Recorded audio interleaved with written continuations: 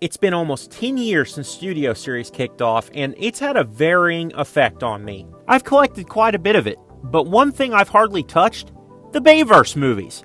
Yeah, me, saying that in 2025. I know, it's bonkers. And I don't know, the figures, at least from the Autobot side, have never really impressed me that much. Jazz didn't attempt to be movie accurate, Ratchet was a reuse of an existing figure, Optimus felt a bit stunted, and then there was Bumblebee. He's had 3 molds based around the engineering of that Last Night mold, and God, I have never thought they were any good. The Junker one was the first release out the gate, and everybody widely considers it to be the worst Studio Series figure. And it's the first release! And then there's these two, which had some okay things about them, but once again, still didn't impress me. Then the Dark of the Moon one was just dreadful. So needless to say, I wasn't all that motivated, and as a result, I only have 2 Bayverse figures in my Studio Series shelf. Everything else is either from the games, Bumblebee, Rise of the Beast, or Transformers 1. And no, Studio Series 86 does not get displayed here, because it doesn't count. It goes in with the Chug stuff. Then MPM came out swinging after Takara decided they weren't going to keep releasing leader figures over and over, and they made all new figures. I was hooked. So since Studio Series wasn't doing it for me, I went all in. All of these releases have been solid for the 07 movie cast. At worst, they were just alright, and then at best, you have MPM Bumblebee. This guy's pretty good. My only issue? This car mode. It's a big, fat lie. This thing lies more than a politician on a polygraph. Why? Because 1, it's the wrong yellow, 2, the wrong wheels, and 3, it's not a concept Camaro! So here's the thing. You see that color we see on Bumblebee in the films? Yeah, that's not owned by GM. You know who does own it? Paramount. They own the trademark on this color, which is why anytime you see a concept Bumblebee toy in the movie lines, it always had a Paramount logo prominently featured on the branding of the box, which is also why past Age of Extinction, Bumblebee got paler and Hasbro got lazier about what they did with the box branding. And so, once the big ticket version of the figure comes out and Takara and Hasbro go to a meeting with GM and Hasbro doesn't call Paramount, you get this. Or this happened, which is probably more accurate. So, fellas, you want to make a be-all, end-all Camaro for your masterpiece line? Yeah.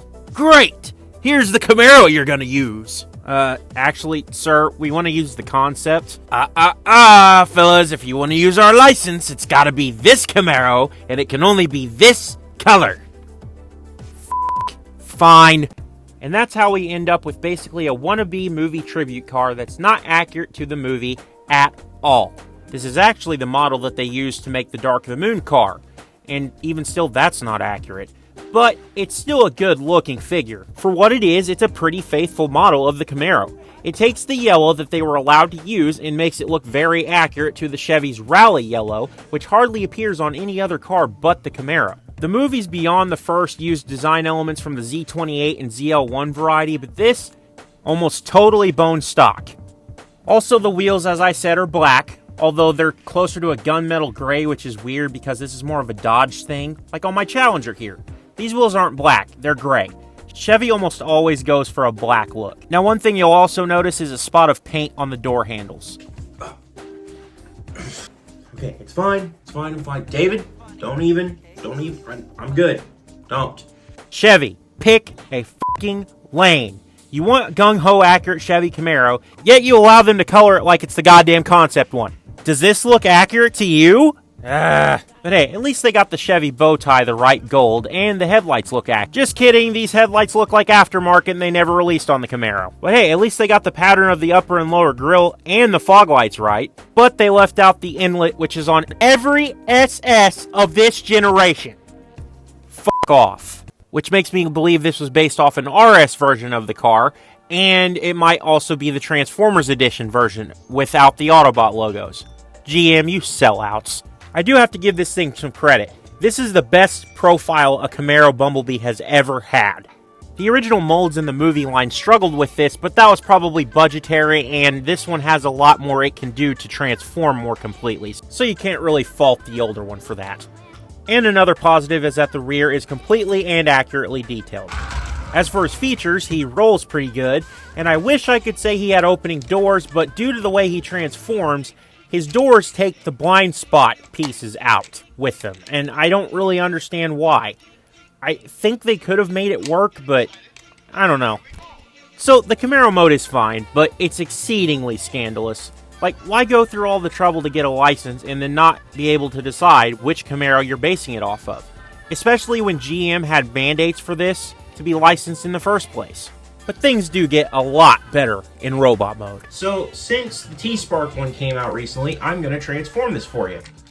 So first thing we want to do is open up the doors here, and then we're going to unpeg everything there, and then it's kind of just going to flip open like that.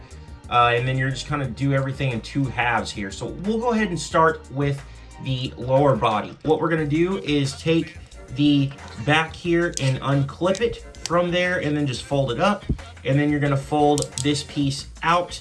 Well, before that, you want to actually fold this out and then fold this out, and then it'll bring the rest of the leg out on a ratchet like so. Then what you're going to do is flip down this wheel here, and then flip up his toe, flip this piece back, and then you're going to tab everything in once you get this little piece adjusted here, and then do that like so. So that foot is ready to go. And then what you want to do after that is clip this piece into this hole right there and push the back of the car into his calf like so. And then you'll do the exact same thing on this side. The last part of the legs you're going to want to do is fold these fender pieces up like so and into the front of his leg. And then you want to make sure these are clear to attach to his upper body when we get that ready. First thing you want to do up here is unclip the front bumper of the car and push them forward. As you know, the iconic transformation feature of him is. And then what we're going to do is open up the wheel, fold out the arm, and there you go. We'll leave it just like that for now. Do the exact same thing over here. And then we're going to go to the back here. And this is my favorite part of the transformation. Here we go. So we unfold the windshield, fold this piece up, fold this piece up, fold this one in, and then we're going to just go all the way down with it. Just like that. And then what we're going to do is come back to the front, flip out his head, adjust these little collar pieces. It's a very iconic feature of Bumblebee. And then kind of flip his head forward a tiny bit. The last thing you want to do is fold out the hands here from the insides of the forearms. And then we come to the back one more time to straighten out the wings and make sure the blind spot windows are folded down. And just like that, Bumblebee is in robot mode. You know, as much negativity as I had in the vehicle mode, there is little to none in his robot mode. Bumblebee looks incredible. This is still one of the most impressive Transformers figures I've ever seen, even with it being 8 years old at this point. The way it transformed is so accurate to the movie, and where the parts end up is just perfect. And the sculpting is so nice. The head looks so good, and it's very accurate to the movie. I just wish his eyes were a bit more blue. And the coloring on the robot bits are fine. I just wish I could get a little less contrast in there with the black and gray. And you won't have any problem with that on the T-Spark version. Come to think of it, this thing reminds me a lot of his game model. I mean, look at that. That looks just like the scene when he claims the Allspark. And you have his P door molded in on his crotch. A Sealed Agent Simmons figure over there is probably shaking in his boots. Also, crotch license plate. This is everywhere on the movie B figures, and they always get it right. At least when it's on there. They change it in later movies to 900 straw, which, believe it or not, I have no idea what that means or if it even means anything. The latter two movies aren't exactly in my good graces since they, introduce the worst two designs in the franchise, ignore some of the best parts of the Bayverse just to tell a shit story, and then there's this. Yeah, no thanks. Also, they added in the engine detail that's usually behind his head. That's great. They didn't even have to add that in there, but they did, so it's there. Now, things I don't care for on the figure would be how loose his back wings are. That might just be on mine, though, because this was Chosen Prime's display model. Now, something that more people have experienced with this figure are issues with his feet. The design is fantastic, it's just the tabs they gave him to hold it together are not very sturdy and they're a little too small. So when you stomp him or put him down to pose, they give out sometimes and they end up like falling apart and he might fall over. I'm still trying to find a way to see if you could tighten those up. If you guys know a way, let me know in the comments. But yeah, these things have a lot of problems just coming undone and falling apart sometimes. Kind of like TF Twitter anytime someone says they like these designs. Speaking of the feet, they're also die cast, which is good. However, the designers have used it in pretty stupid ways in this line sometimes. Like this hunk on Megatron's back. Okay. And then they just made Jazz's crotch die cast for whatever reason. Let's do some features. Firstly, he can do the whole battle mask thing, and it flips down really elegantly, even leaving the accurate space between the head and helmet. Also, you can scalp him and see the detailing from his transformation in the movie. That's a cool touch. But also, we can arm it. See, since this was Chosen Prime's display model, the cannon was lost to time, so I ordered the third-party add-on, and it's supposed to have an LED working light in there. The LED doesn't work, but it still does the job, and it really does look great. And it attaches so elegantly. I love it. So now he can body Barricade, be bodied by Starscream, or put down Brawl. Except this time he has his legs. So this guy is well articulated.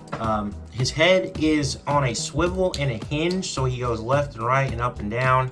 A little awkward without a ball joint there. Most of them all have them, at least around Bumblebee's size, so it's a little awkward that he does not. The shoulders are on universal hinges, so they can go out, all around, all the fun stuff, you know. A bicep swivel, a good elbow, and then his fingers, man, he's got a wrist swivel, and then he's got a hinge and a hinge there on his thumb, the same hinge and hinge on his finger, index finger, and then he's got another hinge and hinge on his other two. A waist swivel, got ratcheted hips, got ratcheted knees, and he's got a little bit of a toe pivot, and you can move his toe up and down just like that.